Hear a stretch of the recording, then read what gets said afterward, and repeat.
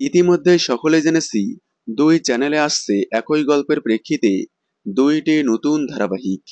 জি বাংলায় আসছে রানী ভবানী এবং জলসায় আসছে রাজ রাজেশ্বরী রানী ভবানী।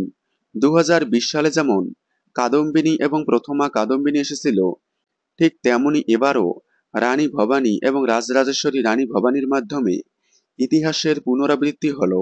যদিও জলসায় রানী ভবানীর গল্প নিয়ে আসার কথা ছিল 2023 সাল থেকেই, সুব্রত রায় প্রোডাকশন হাউজের আন্ডারে প্রথমে আসার কথা ছিল, তবে সুব্রত রায় প্রোডাকশন হাউজের আর্থিক সমস্যার কারণে নিয়ে আসতে পারেনি। অবশেষে 2 বছর পর 2025 সালে নিয়ে আসছে রানী ভবানীর গল্প। তবে ধারাবাহিকটি কোন প্রোডাকশনের আন্ডারে আসতে চলেছে তা এখনো ক্লিয়ারভাবে জানা যায়নি। অনেকেই বলতেছে বাংলা টকিজ প্রোডাকশন এবং স্টার জলসার আন্ডারে আসতে চলেছে, তবে সেটা এখনো ধোঁয়াশা। এছাড়াও এখনো পর্যন্ত জানা যায়নি ধারাবাহিকে প্রধান ভূমিকায় কাকে দেখা যাবে।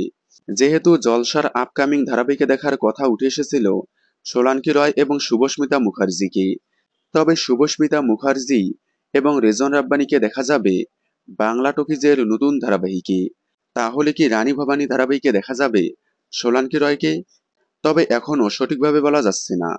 আপনারা জলসার আপকামিং রাজ রাজেশ্বরী রানী ভবানী ধারাবাহিকে কাকে দেখতে চান কমেন্টে জানাবেন। বাংলা বিনোদনের এই ধরনের সকল আপডেট সবার আগে পেতে চ্যানেলটি সাবস্ক্রাইব করে পাশে থাকা বেল আইকনটি বাজিয়ে দিন। ধন্যবাদ।